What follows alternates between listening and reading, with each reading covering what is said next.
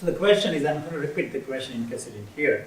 So if somebody is in complete remission, how soon after that one should do MRD testing? And in fact, once patient gets into complete remission, we would do it quite soon.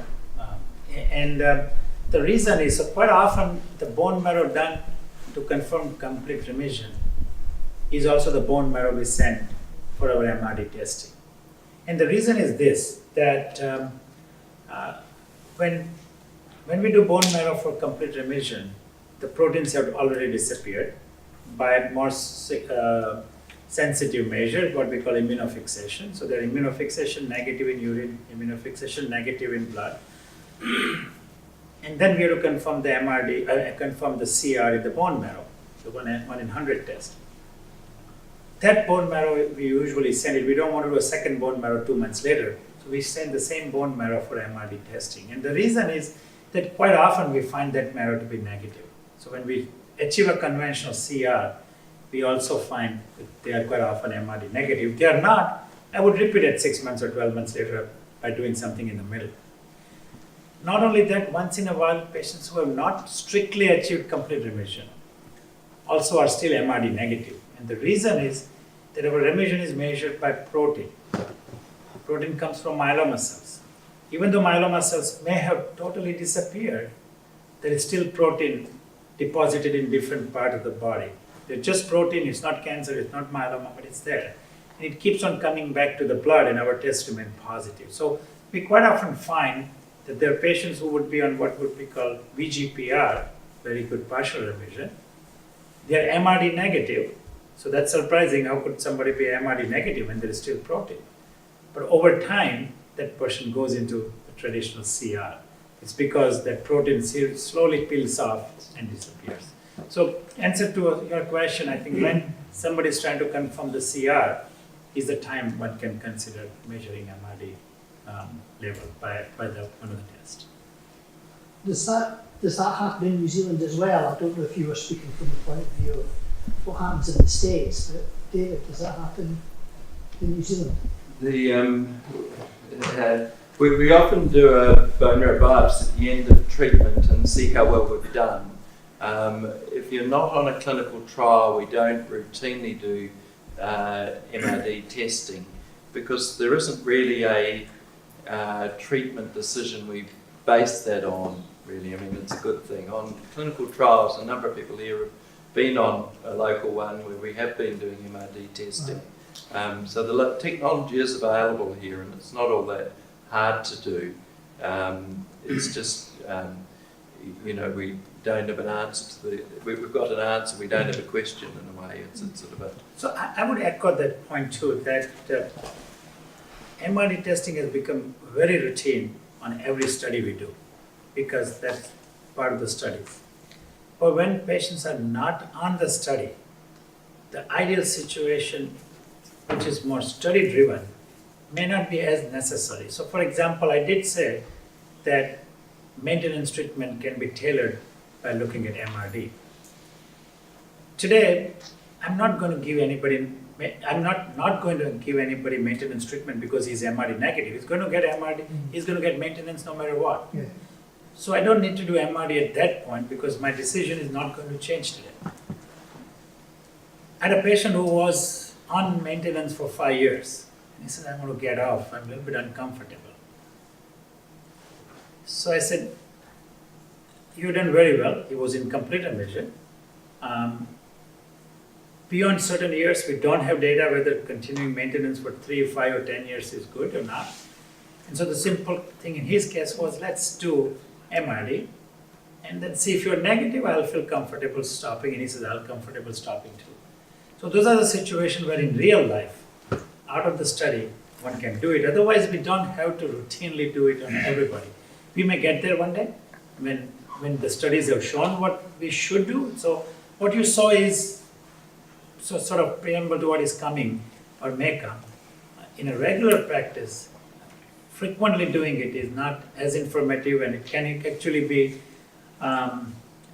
confusing for patients and sometimes even for doctors. We have a patient who insists, and she pays for it, for doing MRD measurement. And we have done this patient's MRD measurement every 6 months. So she's happy to getting the bone marrow every 6 months because she wants to get MRD done. And actually from that one patient example, we have learned a lot on how confusing it can be if done so frequently. And because the numbers change, that particular individual did not want transplant, although relatively young. But the numbers changed. It was never 0, so there was always a number to her MRD. And today it would be 82, and then this is a real number. It was 6 one time, and the next time we did it was 82, meaning she had 82 myeloma cell in a million. Before it was 6 in a million. So what does it mean? I'm growing? Not really. This is too small a number. By less sensitive method, even MRD measurement, it would be considered negative. Let's do nothing. A little bit later, she became 450, 6 months later. Wow, it's growing. So not really, this is still below. Let's wait. 4th time, it became 130. Wow, it's going down without making any big difference. So there are nuances to how to interpret it. Doing it too often could be confusing. We know how to evaluate, so we can do it on the study. But day-to-day practice, I would want you to do like this patient that every 6 months get these measurements. It should be done when there is some question to be answered, specific for that patient's regular care. Is there a shelf life on the biopsy? Could you, if you tested it 1 month and you tested it 6 months later, would it be the same value for the same sample? So if the bone marrow is, so biopsy specimen, we usually do not use it for the purpose of, are you saying for the first testing or subsequent? Yeah, the first biopsy gets put in the freezer and it's preserved, and you take it out 6 months later and you take another test. Will the numbers change, or do you have that study? So it preserved well, preserved appropriately. It's a DNA-based test, so it's reasonably robust and reasonably stable. If one is doing the sequencing-based method, it's not a big issue. If one is doing the flow-based method, then I would not preserve it. It should be done more fresh than frozen, because freezing changes certain things. It can still be done. We do research using some of the frozen samples, but if it is for any real clinical endpoint, I would prefer to do it I would prefer to do it fresh. The sequencing-based method it doesn't matter. We can do it 6 months later. We have done it 5 years later from a frozen or not so frozen sample, because it's pretty stable. Again, you've got that cost difference between what you achieve in the States and what's available to us here. Reading the information, seems to have better outcomes on a 3-drug regime than a 2-drug. Is that available here? Because we only ever seem to be offered 2-drug regimes, lenalidomide and dexamethasone.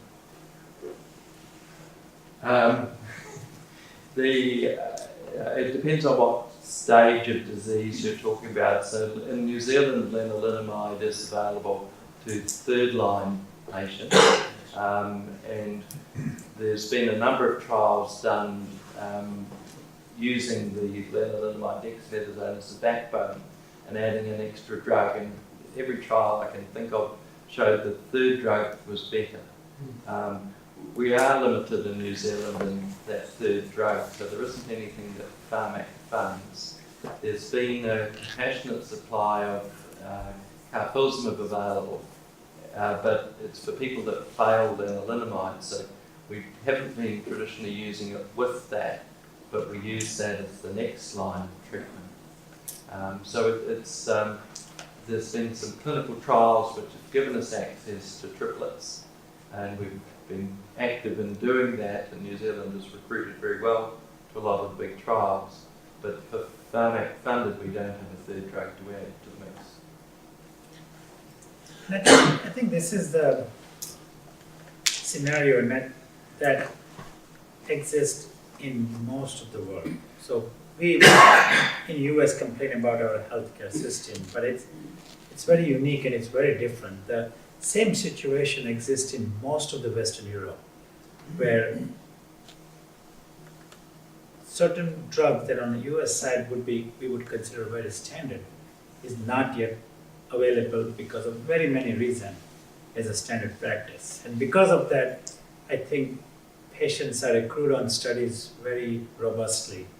On the US side, we end up putting 5% patient on studies. In Europe, and I'm sure similar here, for appropriate study if it exists, 80% patient go on the study because that's the only way to get this drug in that combination. And so I think studies become very important part of research, but it becomes very important part of patient care also because now we have access to drug in the combination that otherwise is not available. And it's literally the only European country which is a little bit better off in this setting is Germany. Otherwise, most of the other countries, including France, Spain, Italy, have very limitation of drugs that they can use. Lenalidomide till very recently couldn't be used for long term, could be used for first line. Even today, I think lenalidomide is still not approved in France as a first line treatment. No, it's not available in New Zealand at this stage. So it's very common again. What will happen? It's a lot of factors get into that. My partner Patrick's very lucky. He's achieved MRD negative. He has a high risk factor, chromosome deletion 1p32, a rarer one. And it was lovely to hear you say that MRD negative has impact on that. It's good. Supports that, thank you. Although David has said to us as well before that if something got Nice. I just wondered how much impact, does that bring him back to the same ball mark as everybody else? Or does that still make him less overall survival because he has that, because that is one of the worst deletions? Yeah. How much impact? So I that's don't hard want to to, I know you've got the crystal ball, but I just wondered what scientifically is So discovered around that hard condition. to be certain. What we know from this study and the second study, and there's actually a third study, large study, which confirm this, that if you're MRD negative with the risk features, high risk features, that the curves become similar to not having those features.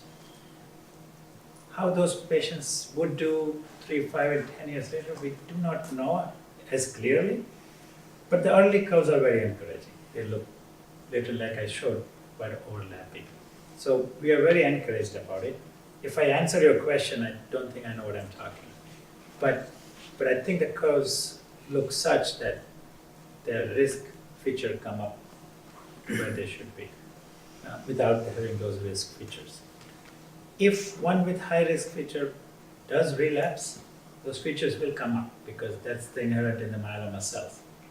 But then the attempt would be again to get MRD negative. The fact that you were able to get into MRD negativity is a very positive thing, that the cells were sensitive enough to the treatment. And that sensitivity may persist if the disease comes back later on. So I would be quite hopeful.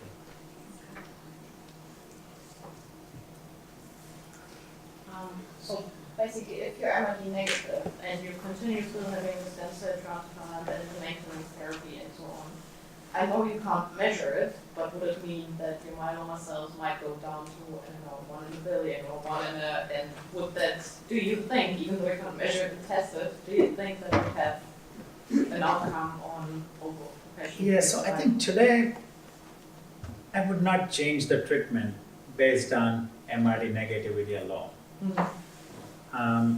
If in the right age group, right health and everything else, you're eligible for transplant, even though one is MRD negative, I would still recommend doing the transplant as planned. I think these are very encouraging results, but to apply in a real out of the study scenario, I would be a little bit more careful. And so I would not change the treatment. Your question is very valid now. It is 1 in a million. Would it become 1 in a billion? And theoretically, it's possible that what I do next, similar to as the maintenance treatment, brings down the disease further. transplant and maintenance might bring it down below the surface where it exists. So even though we are 10 to minus 6, we might become 4 and 5. There's no way to know this, no way to measure it. So all one would see is MRD negative, and that may not satisfy you because now you're seeing no change. But I would believe biologically, clinically, that there would be some effect on those few cells which are there. Not saying the result will be the disappointing part, but in reality, it would be doing something. And then we don't know the real answer, and that's why I would presume this is what would be happening. So in terms of, because you said the immune system can handle less cells better and get rid of them. Correct. So is there sort of a threshold for the immune system? There is really no clear understanding of threshold of immune system. So we have a lot of good immune treatments which are in development, from having a vaccine to, as you know, number of antibodies are coming quite soon. And there are treatments like CAR T cells, which are in early but very robust stage of development. And we know that immune system, when functional, can take care of a lot of cells. In patients with myeloma, the immune system is not so robust. When the disease is there, when the disease goes down, it becomes more robust, it becomes normal. We have done studies of those. So, true, if the disease burden is lower, the immune system will do better. And so that could be an argument, but that's not the only or the main reason why I would do it. I would do it to just bring down the disease as a primary thing. And as the new immune system, immune-directed treatments develop, I think they would be all incorporated into different treatment stages. But there's a great excitement and hope for these new treatments in develop, especially the CAR T cell treatment.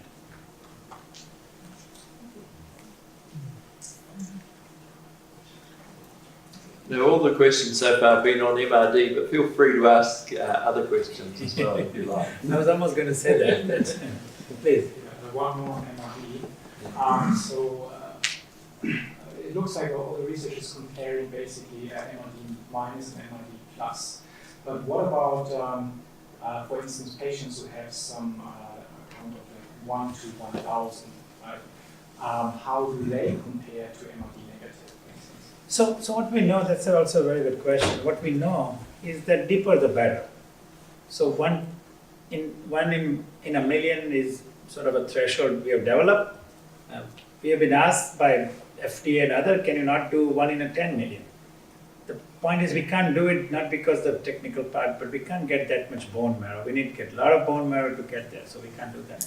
It's just technical thing. But if somebody doesn't get 1 in a million, 1 in 100,000 is good enough, and 1 in 10,000 is better than nothing, etc. So there is a gradient that deeper the better. In between wherever it is, it could be acceptable as better than not reaching that threshold, whether it is million, 100,000 or 10,000. A lot of studies, older studies, are using 10,000 as a baseline, and most of the recent studies uses 100,000 as a 10 to minus 5 as a standard. And I think even from the regulatory point of view, FDA and EMA and others, probably 1 in 100,000 is going to become a standard because that's achievable, but also more frequently measurable. 1 in a million is a little bit too high a threshold to be achieved technically, if not practically. When CAR-TC gets fully developed, will that eliminate the need for bone marrow transplant, or will it still be required? Yes, that's a super question. So CAR T cells, it stands for chimeric antigen receptor T cells, and it's just to give a 2-line description of what it is for those who don't know. It is where we take immune cells from your blood and then genetically modify it to do 2 things. One is that now the immune cell is able to recognize myeloma cells, and then second thing, it can kill it. And third thing it does simultaneously is that it grows further. So we develop the cell in the lab, give it to the patient, and it really aggressively kills myeloma cells, and itself grows 100 times, 1,000 times, sometimes 10,000 times.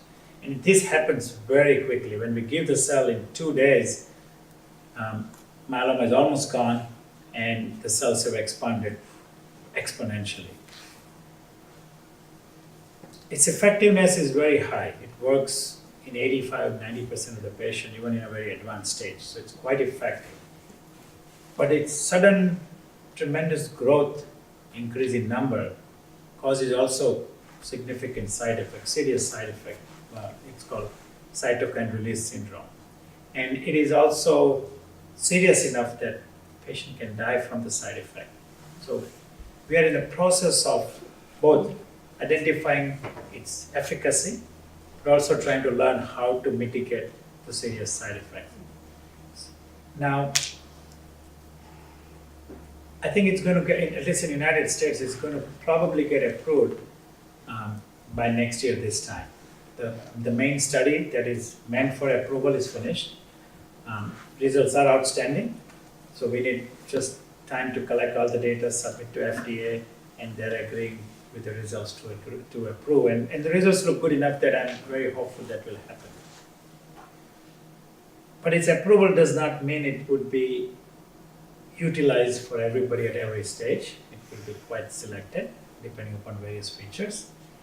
And to your question, whether it will replace transplant, we are actually beginning to plan those studies where half of the patient would get transplant and half of the patient would only get CAR-T and compare. On theoretical basis, we believe that it can happen, that it can replace transplant and even give better results than transplant. We'll have to do the studies to know that. One caveat is that currently transplant is done in newly diagnosed patients. Transplant is extremely safe. Almost nobody would die from transplant now. Now, if CAR-T has risk involved, that occasional patient can lead to adverse outcome, we can't afford that. And so we have to be careful how we use, where we use, not putting patient at an undue risk. So this is likely to happen, but it will happen as we are assured ourselves and others that it is safe, that nobody could die and should die from this treatment. I think we'll get it. So someday it will at least run for its money to transplant. Whether it will replace or not, we will have to see. But I'm hopeful that it may happen, getting better results and becoming equally safe or more safe.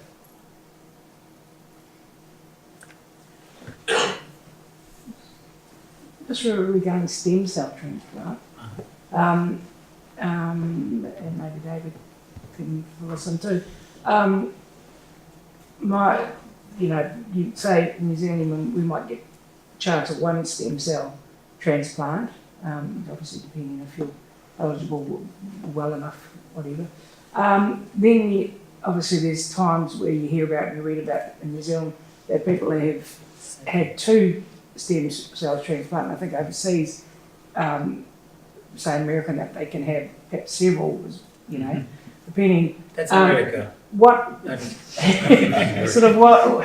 How how's the decision made that someone gets one shot at it and maybe someone gets two shot at it, and I'm not, Yeah, so, and you'll have to correct me the local situation. You say your bit and I can add what the So local- now we do not routinely do two transplant. We only do one transplant in almost all patients.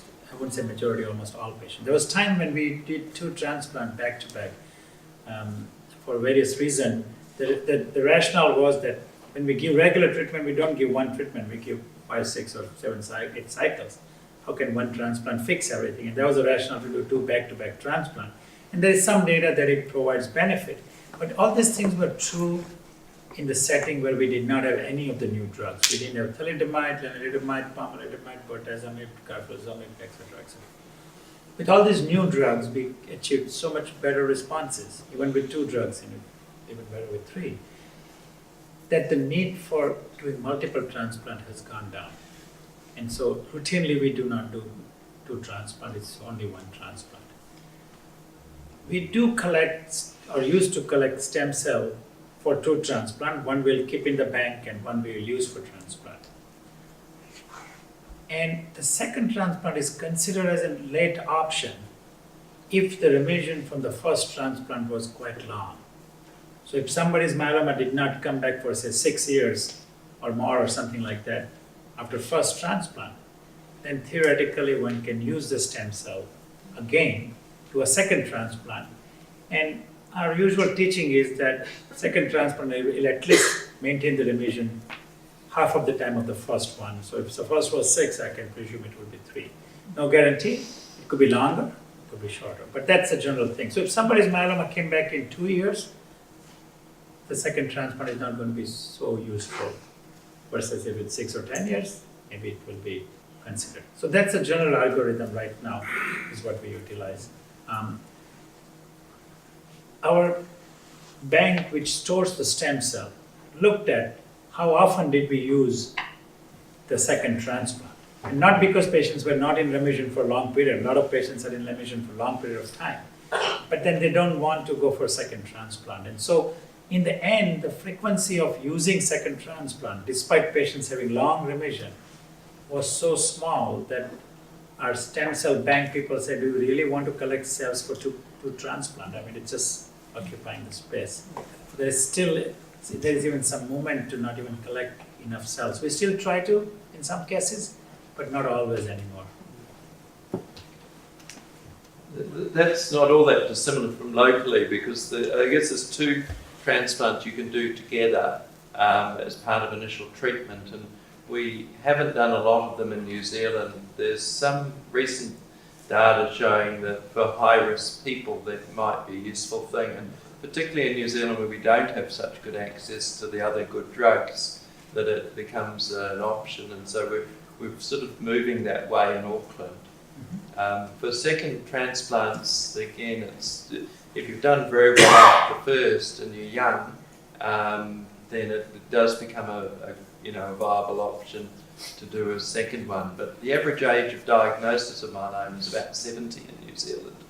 So, a lot of people are at the upper age limit for the first one. If you've got long enough to, be suitable, then you're too old to getting the second, and so it doesn't become an option all that often, and often people are not all that keen either. There are some people in the room that have more than one. So how long can stem cells be stored for safely and effectively? So general number we use is 10 years. And we use this 10 years number for last 25 years or 30 years, partly because patients did not live longer than 10 years in those days. Things have changed tremendously. So we are beginning to have many patients whose stem cells were stored 10, 12, 13 years ago, and now their myeloma might have come back, but there's a need for using it. And we have used after 10 years also. There was just recently one of my patients after 13 years, myeloma had come back with stem cells, still young, and we have used the stem cells successfully, and we check it to see what is the quality and or viability to some extent, but we have used it. So traditional number is 10. I think 10 number was set arbitrarily, not really scientifically, that after 10 years, 10 years in one day and the cells are not good. That's not the case. I think it probably can be preserved for quite a long period of time. So now we are getting into those good problems where that number becomes relevant. In the old days, it didn't become as relevant. I don't know if there is any limitation here that... No, that's roughly about 10 years. People get nervous, and then, I guess the question about do we store them in the fridge or do we give them back to people and store them in the body? And, that question about there's a lot of cells that we're storing and not using, and so now we tend to give them all back. So if you use all the stem cells first time round, can you harvest more to have a second transplant? Yes. Yeah, you could. I think so. Sometimes we use the second transplant to replenish the marrow later on, even without giving too much melphalan or anything, because with all these drugs, second, third, fourth line, they become cytopenic, may not tolerate it. So do a mini second auto transplant and replenish the marrow. But I think one good transplant gets us what we need from that treatment and then something else. So is there an option in New Zealand if you've got stem cells on ice and in 10 years if it hasn't come back, you could use them proactively, you could have like a Top up. Yeah. I don't know if we've ever done that, but there is actually some allogeneic data where that sort of seems to be, giving people a boost as well as there's a sort of a bit of a literature building about that. So it is something which, is theoretically possible, and I'm not sure whether we've done it or not. I can't recall any case. We often think about it. I might be a little bit ignorant on these things, so I don't 2 years into this sort of thing, but I read some stuff on leukemias where they're doing DNA changes, taking cells. Is that the CAR T cell, or is there another version where they're genetically modifying the main cells? Well, they're the same thing. Yeah, so that's so question is there a change in the, and correct me if that's not the question, but is there a change in the genetic makeup of myeloma cells over time? Well, I'm more thinking that your DNA's got it, that's why we've got it, because it's in there. Mm-hmm. But the modifying cells these days, are doing things that get rid of it completely out of your DNA by modifying your cells. Is that the CAR T cell sort of thing that's happening, or is the other one just... So CAR T cells is not getting rid of only DNA modified cell, it can get rid of all the cells. So myeloma cells have certain characteristics. In this particular CAR T cell, it has a expression of a protein called BCMA. That's a target. That's produced by myeloma cells. It's not produced by any other cell in the body. There's one more normal cell, plasma cell does it, but otherwise no other cells does it. So the CAR T cells are programmed to only identify this BCMA protein. And so it will go to any cell. If the normal cell makes it, it's going to kill the normal cell too, but no other cells. And so fortunately for us, this particular target is only myeloma, and it kills myeloma cell. It kills normal plasma cell, which is what we need, and it recovers after a while. I might actually shut it down now. It's been great to have the people thawing out and asking lots of questions, but I think we need to sort of take Professor Munshi back for the rest of the program. So at this stage, I'd like to thank him very much for what's been very fascinating.